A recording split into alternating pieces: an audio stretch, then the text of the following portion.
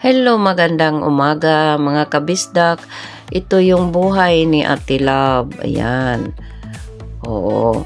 Maganda nga pakinggan kasi nandito kami sa Japan. Oo nga naman. Ibang-iba talaga ang pamumuhay sa Japan at sa ating bansa, no?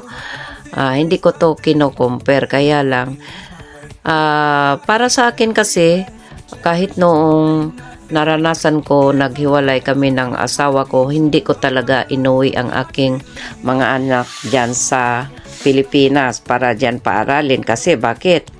Dito sa Japan kasi, alam nyo ba, mas maganda kasi dito sa Japan dahil mula nung baby pa siya hanggang 18, may matatanggap siya ng buwan-buwan, no?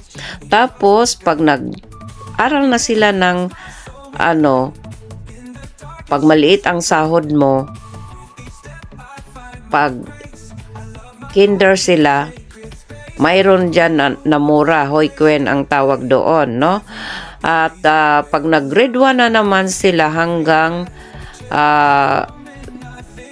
third year high school, hindi ako nagbibigay ng pagkain, no? Kasi libre na sila sa gobyerno, may pagkain na, may tanghalian na doon sa school, sa loob ng school. At saka walang mga tindahan doon sa grade 1 hanggang grade 6, wala kang makikitang kantin kasi bawal yun. Dahil ang nagpapakain talaga sa mga bata, yung gobyerno.